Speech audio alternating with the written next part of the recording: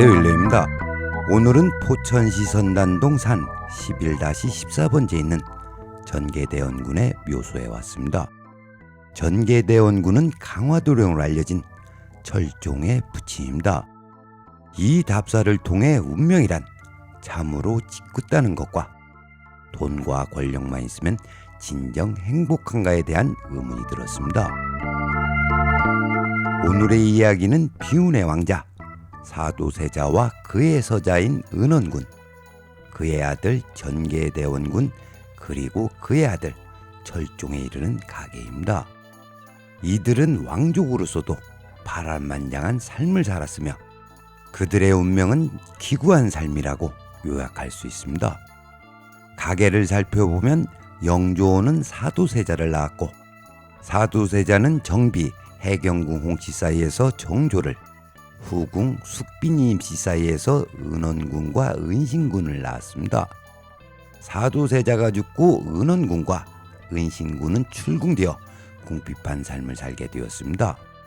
이는 적서차별이 심했던 조선 사이의 구조적인 문제로 인해 더욱 악화되었습니다. 이들은 생활고를 해결하기 위해 시전 상인들에게 돈을 빌렸으나 갚지 못했고, 결국 이사실이 영주의 진노를 사 유배형을 받게 되었습니다. 그 유배지는 제주도였으며 이는 사형다음으로 무거운 형벌이었습니다. 단순히 경제적 문제뿐만 아니라 정치적 이유 또한 이 결정에 영향을 미쳤을 가능성이 높습니다. 제주도에서 유배 생활하던 중 은신군은 풍토병으로 사망하였고, 형 은원군은 이후 유배에서 풀려나 복권되어 관료 생활을 하게 되었습니다. 그러나 이러한 시간도 길지 않았습니다. 그의 아들 상계군이 영무에 연루되며 강화도로 유배되었고, 가족들이 천주교와 연루되었다는 사실이 밝혀지면서 은원군은 사사되었습니다. 이로 인해 전계대원군 또한 강화에서 운막이나 남의 집에서 머슴살이하며 생계를 이어가야 했습니다. 그런 어려운 시절 속에서도 전계대원군에게는 서자인 이원범, 즉 조선 25대 임금 철종이 있었습니다. 나무꾼이자 소장농으로 살았던 강화도령 이원범은 하루아침에 조선의 왕으로 등극하게 되었습니다. 이는 고생 끝에 낙이 온다는 말이 실감나는 상황일 것입니다. 철종이 왕위에 오르면서 전계군은 전계대원군으로 추봉되었으며, 철종 즉위 7년째 되는 해 묘역이 현재 위치로 전장을 하였습니다. 그렇다면 강화도령 이원범에게 왕위에 오른 것은 과연 행운이었을까요? 아니면 불행이었을까요? 어떤 이는 이를 하늘이 내린 횡재라 할 수도 있겠지만, 저는 철종 자신과 조선 모두에게 불행이었다고 생각합니다. 철종은 전혀 준비되지 않은 상태에서 왕이라는 걸맞지 않은 옷을 입었을 뿐만 아니라 그에게 왕의 자리는 참으로 무겁고 힘겨웠을 겁니다.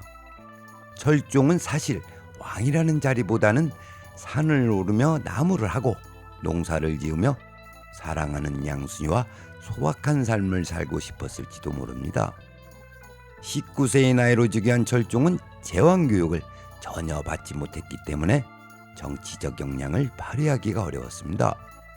그는 백성의 고통을 누구보다 잘 이해했고 이를 해결하려 노력했으나 당시 세도 정치는 그의 이상을 실현하는 데 큰 장벽이 되었습니다. 14년간의 짧은治세 후 32세의 나이로 후사 없이 세상을 떠났으며, 이는 아마도 화병이 원인이라는 생각이 듭니다. 이제 풍수적 관점에서 말씀드리겠습니다. 철종 6년 조선왕조실록에는 전계대원군의 묘소를 옮길 포천 땅을 간산하라는 왕명이 기록되어 있습니다.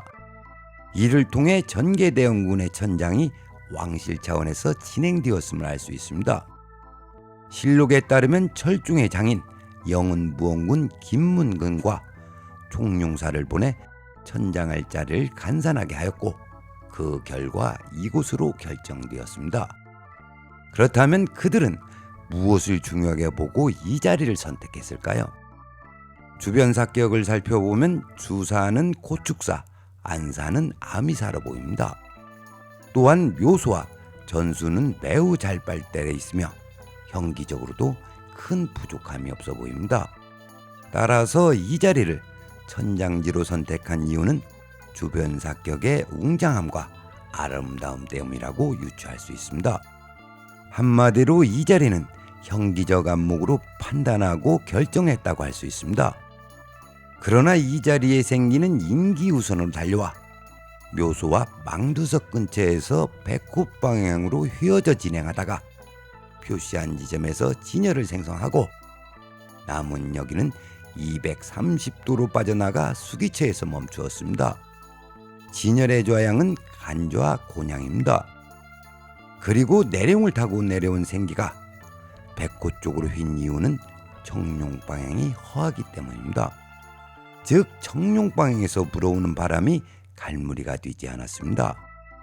그리고 전개대용 묘소를 답사하면서 풍수지리 또한 시대적 변천이 있었다는 느낌이 들었습니다. 조선 전기와 후기를 비교해보면 여말선초에는 생기의 기적작용이 우선되었고 후기로 들어오면서 용열사수와 같은 눈에 보이는 형기적 요소가 우선했다는 생각이 들었습니다. 그럼 오늘의 얘기를 정리하겠습니다. 전개대운군의 묘소는 안산을 탐하고 지사가 임의로 좌양을 결정한 것으로 보입니다. 그러나 좌양은 지사에 의해 결정되는 것이 아니라 진열이 생성되는 과정에서 이미 결정되었다는 것을 간과해서는 안 됩니다. 해서 진열의 좌양이 따로 있고 이 기법의 좌양이 따로 있는 것이 아닙니다. 진열을 생성하고 남은 여기가 빠져나가는 방향이 진열의 향이며 그 방향에는 여기를 멈추게 하는 수기처가 필히 존재합니다. 이것은 풍수의 기본이자 진리입니다. 오늘은 여기까지 하겠습니다. 시청해 주셔서 감사합니다.